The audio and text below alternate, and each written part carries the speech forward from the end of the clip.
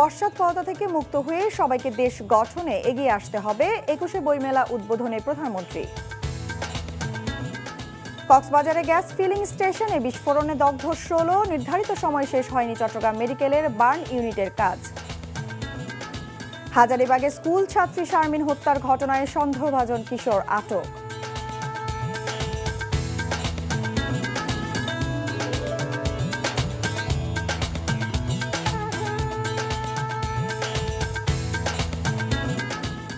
আসসালামু আলাইকুম।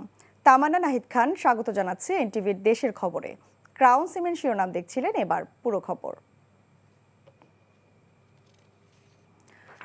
অমর ২১শে বইমেলাকে আন্তর্জাতিক বইমেলা করার প্রত্যয় ব্যক্ত করে প্রধানমন্ত্রী তারেক রহমান বলেছেন, অন্ধকার ও পশ্চাৎপদতা থেকে মুক্ত হয়ে দলমত নির্বিশেষে সবাইকে দেশ গঠনে এগিয়ে আসতে হবে। তিনি বলেন, সরকার দেশকে জ্ঞানের আলোয় আলোকিত করতে চায়। বইমেলাকে সব জেলা উপজেলায় ছড়িয়ে দেওয়ারও আহ্বান জানান প্রধানমন্ত্রী। ২১শে বইমেলা উদ্বোধনকালে তিনি এসব কথা বলেন। হাসান মাহমুদের রিপোর্ট। মায়ের ভাষার প্রতি গভীর ভালোবাসার স্মারক আর ভাষা শহীদদের স্মৃতি অম্লান করে লেখক, পাঠক, প্রকাশকদের মিলন মেলায় আবারও প্রাণের সঞ্চার। বাংলা একাডেমি চত্বরের বইমেলা প্রাঙ্গণে মেলার উদ্বোধন করে প্রধানমন্ত্রী তারেক রহমান বললেন, বই পড়া মানুষের মস্তিষ্কের ব্যায়াম, আর এটিতে বিশ্বে ৯৭তম স্থানে রয়েছে বাংলাদেশ।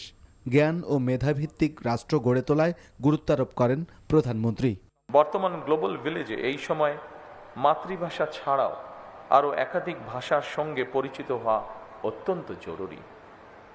বর্তমানে প্রতিযোগিতামূলক বিশ্বে সমৃদ্ধি এবং সম্মানের সঙ্গে টিকে থাকতে হলে জ্ঞান এবং মেধাভিত্তিক রাষ্ট্র ও সমাজ প্রতিষ্ঠার মনে হয় বিকল্প নেই আমাদের সামনে। অমর ২১শে বইমেলা কেবল বই বেচাকেনার মেলা নয়, বরং এই মেলা হয়ে উঠুক শিক্ষা এবং সংস্কৃতি বিকাশের সূতিকাগার। আগামী বছরগুলোতে অমর ২১শে বইমেলা অমর ২১শে আন্তর্জাতিক বইমেলা হিসেবে আয়োজন করার সুযোগ রয়েছে কিনা সেটি আমি আপনাদের সকলকে ভেবে দেখার অনুরোধ জানাবো।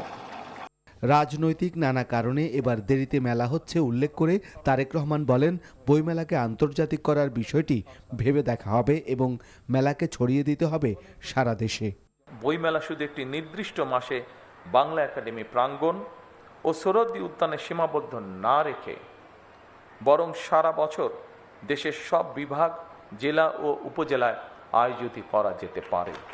এই দেশকে সকল প্রকার অন্ধকার ও পশ্চাৎপদতা থেকে মুক্ত করে দল, মত, ধর্ম, বর্ণ নির্বিশেষে সকলের জন্য একটি নিরাপদ, মানবিক, গণতান্ত্রিক বাংলাদেশ গড়ে তুলতে আমি আপনাদের সকলের আন্তরিক সহযোগিতা কামনা করছি। বাংলা ভাষাকে জাতিসংঘের অফিসিয়াল ভাষা হিসেবে স্বীকৃত আদায়ের জন্য আমাদের মনে হয় কাজ শুরু করা প্রয়োজন। ৯ জন বিশিষ্ট ব্যক্তির হাতে ২০২৫ সালের বাংলা একাডেমি সাহিত্য পুরস্কার তুলে দেন প্রধানমন্ত্রী তারেক রহমান। বইমেলার আনুষ্ঠানিক উদ্বোধন শেষে স্ত্রী কন্যাকে সাথে নিয়ে মেলার বিভিন্ন স্টল ঘুরে দেখেন প্রধানমন্ত্রী। Hasan Mahmud, NTV news, Dhaka. কক্সবাজারের কলাতলিতে এলপিজি গ্যাস ফিলিং স্টেশনটিতে বিস্ফোরণের ঘটনায় আগুনে ১৬ জন দগ্ধ হয়েছে।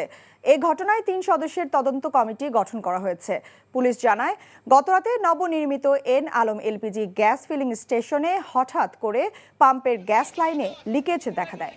রাত 10:30টার দিকে এই পাম্পে বিস্ফোরণ হয়ে আগুন ধরে যায়। খবর পেয়ে সেনাবাহিনী, বিমান বাহিনী ও ফায়ার সার্ভিসের 7টি ইউনিট গিয়ে 5 ঘন্টা পর আগুন নিয়ন্ত্রণে আসে। এর আগেই 10টি বাড়ি ও 20 থেকে 25টি পর্যটক পরিবহনে ব্যবহৃত জিপ গাড়ি ক্ষতিগ্রস্ত হয়েছে। আগুন নেভাতে গিয়ে ফায়ার সার্ভিসের 4 সদস্য সহ 16 জন দগ্ধ হয়। এর মধ্যে আশঙ্কাজনক অবস্থায় একজনকে উন্নত চিকিৎসার জন্য ঢাকা মেডিকেল কলেজ হাসপাতালে এবং 6 জনকে চট্টগ্রাম মেডিকেল কলেজ হাসপাতালে ভর্তি করা হয়েছে। নির্ধারিত সময় শেষ হয়নি চট্টগ্রাম মেডিকেল কলেজ হাসপাতালে স্থাপিত পৃথক burn and plastic surgery unit. চীনের সহায়তায় নির্মাণাধীন প্রকল্পটি ২০২৫ সালের ডিসেম্বরে শেষ হওয়ার কথা ছিল। চট্টগ্রাম থেকে শামসুল হক হায়দরির পাঠানো রিপোর্ট, ক্যামেরায় ছিলেন এনামুল হক। অগ্নি দুর্ঘটনায় গুরুতর আহতদের শেষ ভরসাস্থল ঢাকার burn and plastic surgery institute. অনেক সময় মুমূর্ষু রোগীকে ঢাকা নেয়ার পথে প্রাণহানির ঘটনাও ঘটে। রাজধানীর পর চট্টগ্রামের গুরুত্ব বেশি। বন্দরনগরী হওয়ায় এখানে শিল্প কারখানার পাশাপাশি গড়ে উঠেছে বড় বড় অট্টালিকা। গত সোমবার চট্টগ্রামে একটি আবাসিক ভবনে অগ্নিকাণ্ডের ঘটনায় দগ্ধ হন একই পরিবারের 9 জন। জেলায় পর্যাপ্ত চিকিৎসা ব্যবস্থা না থাকায় ঢাকায় নেয়ার পথে মারা যায় 2 জন। এই অবস্থায় আবারও সামনে আসে জেলায় স্বয়ংসম্পূর্ণ বার্ন ইউনিট স্থাপনের তাগিদ। যে সরকার যখনই থাকবে তারা উন্নয়নের যে কাজগুলো করে অন্য আরেকজন এসে যদি এটা আবার ব্যাহত করতে চায় তাহলে সেই জায়গায় আসলে জনগণ তাদের কাঙ্ক্ষিত সেবা থেকে বঞ্চিত হয়। 2016 সালে চট্টগ্রাম মেডিকেল কলেজ হাসপাতালে বার্ন ইউনিট স্থাপন শিরোনামে একটি প্রকল্প নিয়েছিল তৎকালীন সরকার। কাজ শেষ হওয়ার কথা ছিল গত ডিসেম্বরে। সরজমিনে গিয়ে দেখা গেছে নির্মাণাধীন প্রকল্পটির কাজ এখনও প্রায় 50% শেষ হয়নি। এটা সম্পন্ন হবে আপনার প্রায় 2027 সালের প্রায় নভেম্বর ডিসেম্বর দিকে এটা কমপ্লিট হবে। এখানে আমাদের সরকারের বাজেট হচ্ছে 104 কোটি টাকা, আর চায়নাদের বাজেট হচ্ছে 184 কোটি টাকা। এটা হচ্ছে আপনার 6তলা বিল্ডিং একটা। এখানে 10 বেডের আইসিইউ থাকবে, 25 বেডের এসডিও থাকবে, 115 বেড, টোটাল 150 বেডের পুরো কমপ্লিট একটা বার্ন ইউনিট। সবশেষ চট্টগ্রামে হালিশহরে অগ্নি দুর্ঘটনার কারণ চিহ্নিত করতে পৃথক তদন্ত কমিটি গঠন করেছে ফায়ার সার্ভিস। চুলাটা যে অন করলেন অফ হলো কিনা, অটো চুলা হলে বোঝা যায়, কিন্তু ম্যানুয়াল চুলা অনেক সময় বোঝা যায় না। তো এগুলো করার সময় যদি আপনি ঘরের ভিতরে কোনো গন্ধ পান, এই অস্বাভাবিক গন্ধ পাওয়ার সাথে সাথে আপনাকে বুঝতে হবে যে কোথাও কোনো লিকেজ হয়েছে। সেক্ষেত্রে আপনার রান্নাঘরে গিয়ে আপনার এই জিনিসগুলো আপনাকে দেখতে হবে। চট্টগ্রামে বার্ন অ্যান্ড প্লাস্টিক সার্জারি হাসপাতালটি নির্মাণ কাজ শেষ করার পাশাপাশি দ্রুত মেডিকেল যন্ত্রাংশ সংযোজনের দাবি জেলাবাসীর। NTV news desk. রাজধানীর হাজারীবাগে স্কুল ছাত্রী শাহরিয়া শারমিন হত্যায় সন্দেহভাজন কিশোরকে আটক করেছে পুলিশ। উদ্ধার করা হয়েছে রক্তমাখা ছুরি ও জামা কাপড়। হত্যাকাণ্ডের দৃষ্টান্তমূলক শাস্তি চেয়েছে ভুক্তভোগী পরিবার। গত রাতে রাজধানীর হাজারীবাগের বাসা থেকে ছোট ভাইকে নিয়ে বের হন 8ম শ্রেণী পড়ুয়া শিক্ষার্থী শাহরিয়া শারমিন বৃত্তি। কিছুক্ষণ পরে চিৎকার শুনে বাসা থেকে নেমে এসে পরিবারের সদস্যরা দেখতে পান ধারালো অস্ত্র দিয়ে কোপানো হয়েছে শারমিনকে। আশঙ্কাজনক অবস্থায় তাকে মেডিকেলে নেওয়া হলে চিকিৎসক তাকে মৃত ঘোষণা করেন। স্বজনদের অভিযোগ, প্রেমের প্রস্তাবে রাজি না হওয়ায় শারমিনকে কুপিয়ে হত্যা করা হয়েছে। নাটোরের সিংড়ায় শিক্ষার্থী আব্দুল কাহার হত্যা মামলার রায়ে মাসুদ রানা ও মিজানুর রহমান নামে 2 যুবককে যাবজ্জীবন কারাদণ্ড দিয়েছে আদালত। দুপুরে নাটোরের অতিরিক্ত দায়রা জজ আদালত 4 এর বিচারিক মোহাম্মদ দেলোয়ার হোসেন এ রায় দেন। 2014 সালে 24 ডিসেম্বর সিংড়া উপজেলার বড়গ্রাম এলাকার আব্দুল কাহারকে বাড়ি থেকে ডেকে নিয়ে গিয়ে হত্যা করে অভিযুক্তরা। এ ঘটনায় নিহতের বাবা আব্দুর রশিদ বাদী হয়ে মামলা দায়ের করেন। নারায়ণগঞ্জে ভেজাল বিরোধী অভিযান চালিয়েছে ভোক্তা অধিকার সংরক্ষণ অধিদপ্তর।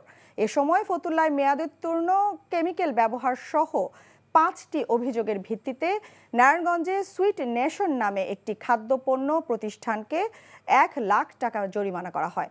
একই সঙ্গে বিপুল পরিমাণ মেয়াদোত্তীর্ণ খাবার ও কেমিক্যাল জব্দের পর ধ্বংস করা হয়। এদিকে অস্বাস্থ্যকর পরিবেশে সেমাই উৎপাদন করে বিভিন্ন নামে প্যাকেটজাত করার অভিযোগে 2টি প্রতিষ্ঠানকে 1,25,000 টাকা জরিমানা করেছে ভ্রাম্যমাণ আদালত।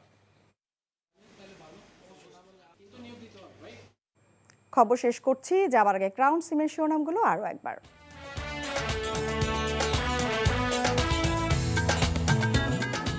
পশ্চাৎপদতা থেকে মুক্ত হয়ে সবাইকে দেশ গঠনে এগিয়ে আসতে হবে, 21শে বইমেলার উদ্বোধনে প্রধানমন্ত্রী। কক্সবাজারে গ্যাস ফিলিং স্টেশনে বিস্ফোরণে দগ্ধ 16, নির্ধারিত সময়ে শেষ হয়নি চট্টগ্রাম মেডিকেলের বার্ন ইউনিটের কাজ। হাজারীবাগে স্কুল ছাত্রী শারমিন হত্যার ঘটনায় সন্দেহভাজন কিশোর আটক।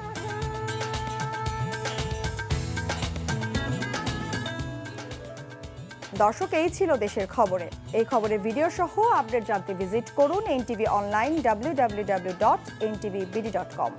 এছাড়াও এনটিভির জনপ্রিয় সব অনুষ্ঠান ও খবরের আপডেট জানতে ভিজিট করুন আমাদের ইউটিউব ও ভেরিফাইড ফেসবুক পেজ। ধন্যবাদ সবাইকে।